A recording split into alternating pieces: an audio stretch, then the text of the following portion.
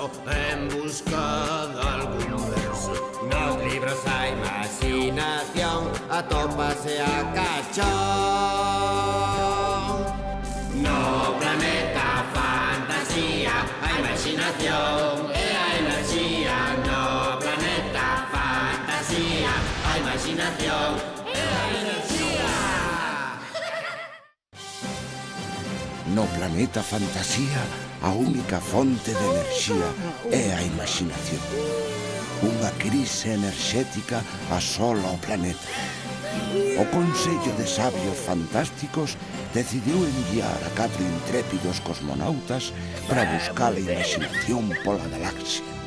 Sí, buscaremos.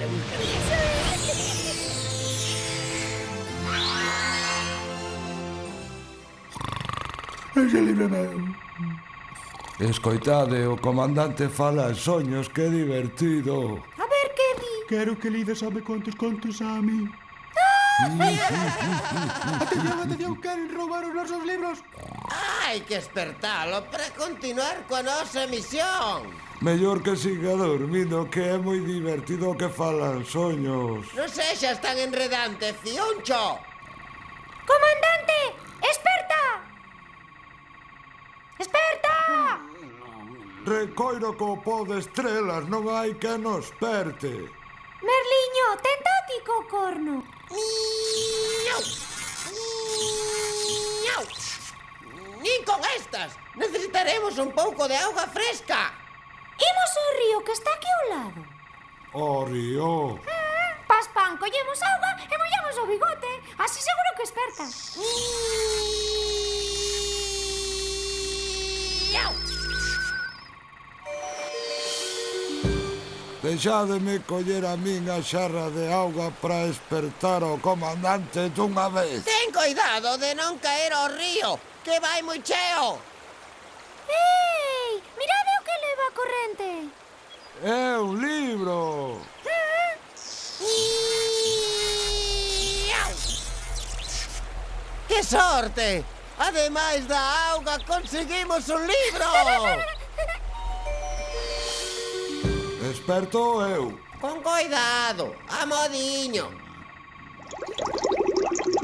Arroito coas ondas para recuperar o meu libro. Intentemos despertalo coa imaginación do libro. Título: Carlota e a bota perdida. Autor: Miro Villar. Ilustracións: en Xamio. Editorial: Edicións Xerais. Esta é a historia de Carlota a Marmota e a bota perdida, que ocorre o mesmo día no que comeza a primavera, que é cando Carlota esperta do seu profundo soño do inverno. E o primeiro que fai Carlota é mirarse no espello e ver que ten unhas lagañas enormes, como arañeiras, e feas como esterqueiras, e pensa que o mellor será lavarse con auga fresquiña do río. Así que bota a andar monte arriba por chegar ao sitio onde nace o río, porque ali a auga é máis pura e cristalina. E cando chega ao lugar, Carlota escoita voces. Ou non?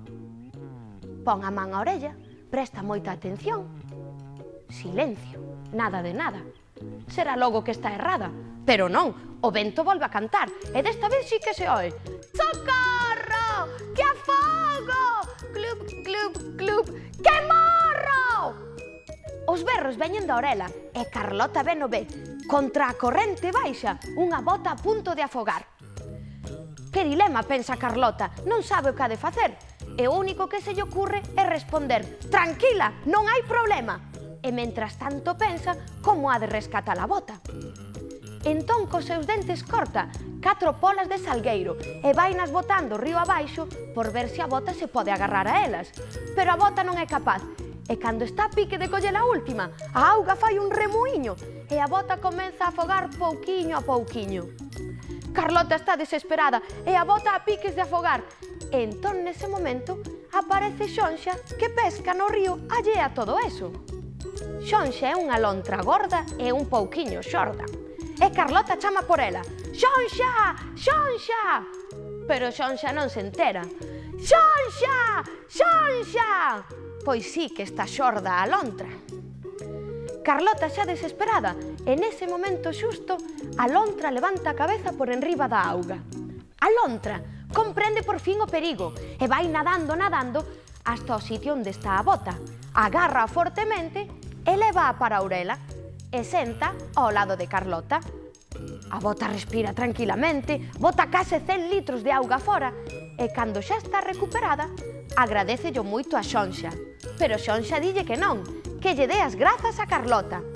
Entón a bota cos seus cordéis agarra fortemente a Carlota para darlle unha aperta, tanto que case explota. E Carlota dille, basta, basta, que xa non teño frío. Dime como chegastes ao río. Entón a bota cóntalle que iba o seu dono andando polo monte e por refrescar un pouco os pés quitouna a ela primeiro. E mentras loitaba con moita forza por quitar a súa compañeira, doulle unha couce e así viuse ela sen saber nadar no medio da corrente do río. Entón Carlota tivo unha idea para atopar a súa compañeira. Foron conducindo ata a cidade e pararon na porta da casa do zapateiro. E onde iba a estar senón a súa compañeira? Pois alí estaba o seu dono, buscando polo cheiro unha bota para a parella. E cando as dúas se atoparon, pensaron, que vou volver a estar xuntas. Ai, caba en dormir. Pero se estou só.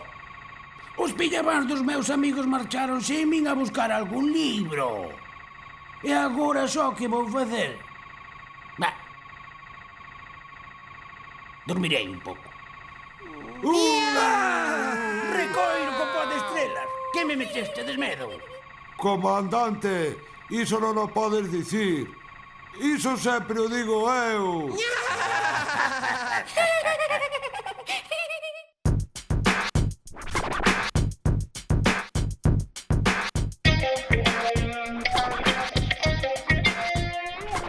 Berliño non é un canciño, tampouco é un gatiño.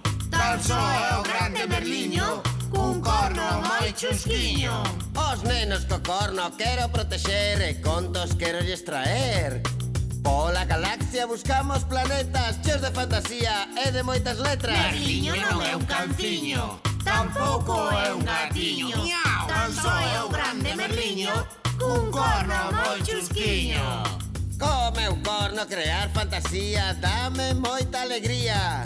Gústame soñar e imaginar entre os debuxos dun conto voar. Berliño non é un canciño, tampouco é un gatiño. Tal só é o grande Berliño, cun corno moi chusquiño. Berliño, Berliño.